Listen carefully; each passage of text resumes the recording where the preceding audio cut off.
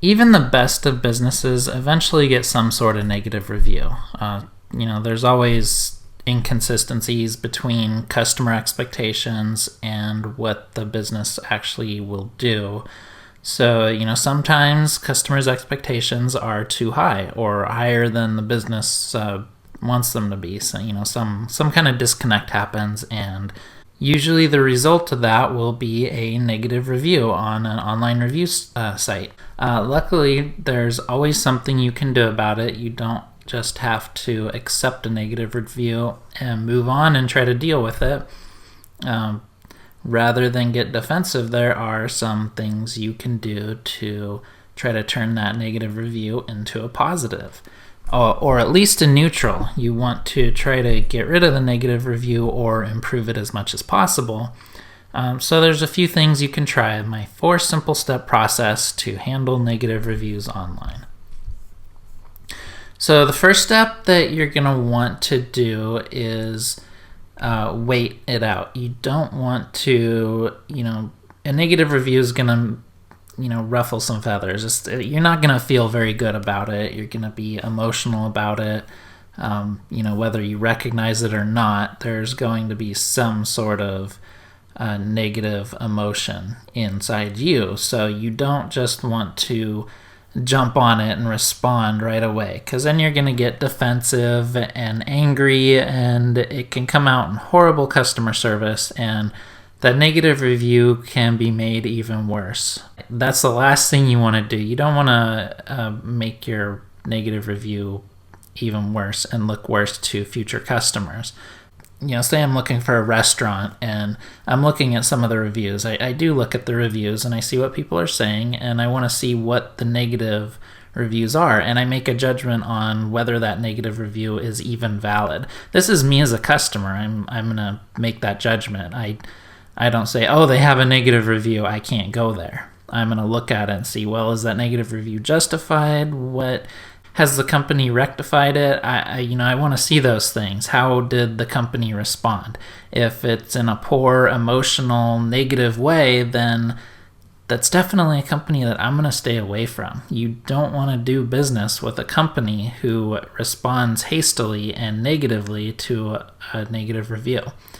You definitely don't respond to negative with negative. That just makes it double negative, and it makes it worse in review's sake.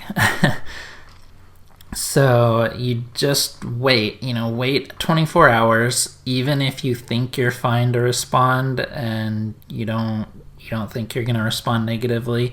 Still wait. Wait at least 24 hours. Let yourself think about it. Think about the situation. Think about what happened, where the disconnect could have come along. Try to sympathize with your customer and see, if you can figure out why they had that negative review.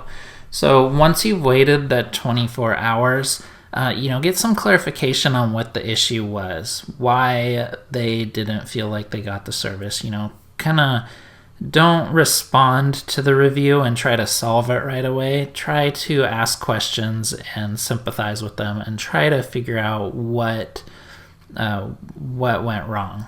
So you're trying to understand and be sympathetic to their issue, the issue that they experienced. Even if it's wrong or it wasn't a negative experience, they just thought it was that. You still want to just ask questions, get clarification. Don't try to correct everything and make it all better right away. So on a site like Yelp, if you get a negative review, of course this is just an example of a positive review, but you can add a public comment.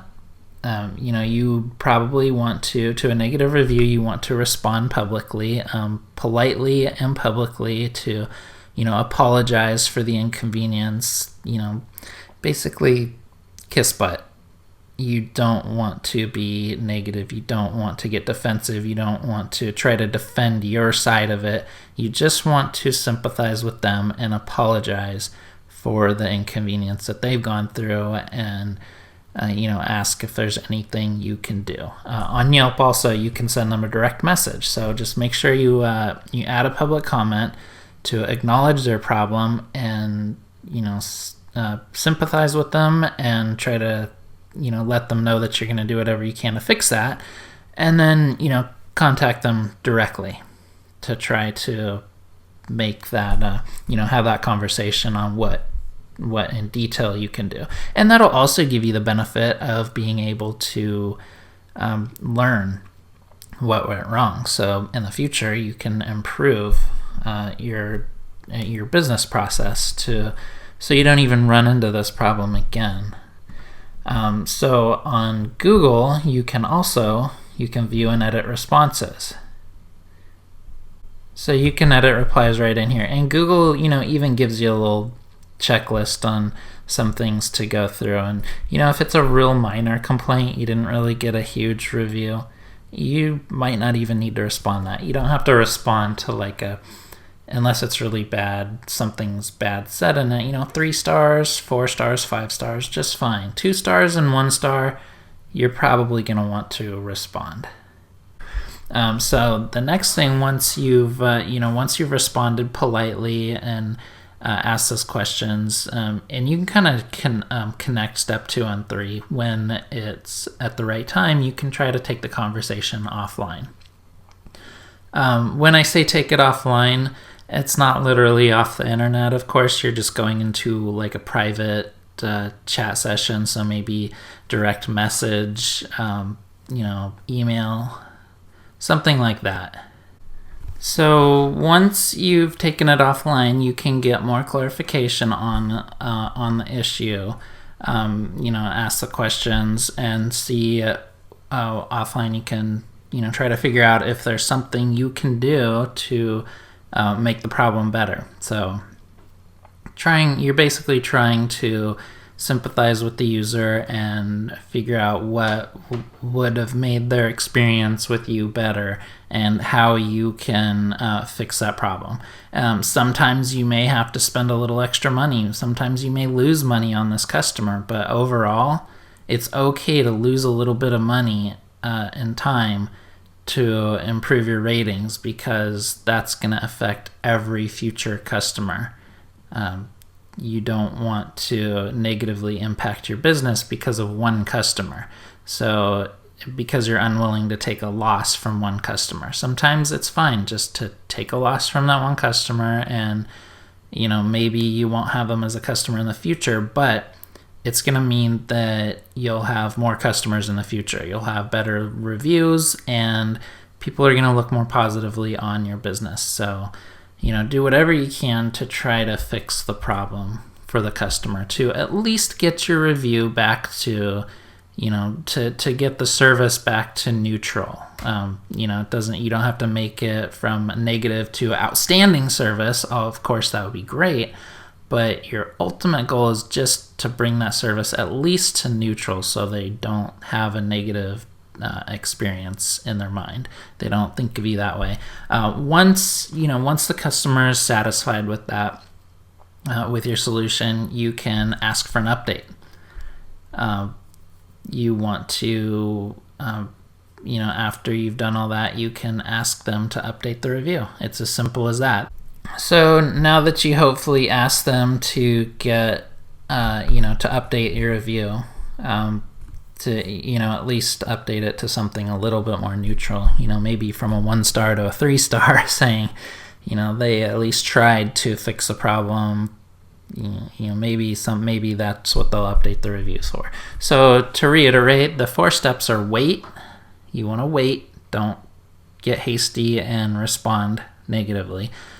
Step 2 is you want to get clarification of the problem. You want to ask questions. Don't start trying to fix it. Don't get defensive. And then 3, take it offline. Try to take the conversation more private. And then 4, once you've resolved it, at least to make the users, at least to make a person's experience neutral, then ask them for an update. It's okay to do that. So there's also, if you click on the little card up in the upper right-hand corner of the screen, you can download a quick guide with these steps on it. It just gives you a real brief 4-step sheet of instructions on dealing with negative online reviews, in a brief description. And then also, if you visit the blog post, I already put a card up in the right-hand corner, so if you click that, you can download this infographic, and also just a real brief infographic on the 4 steps to handle negative reviews. So thank you. Now that you've checked out an Exprance video to help you expand your small business online presence, be sure to subscribe so you can watch more videos as they come out. Or you can check out the ebook that will help you grow your email list without even having a website in case you don't have one. Or you could check out another video.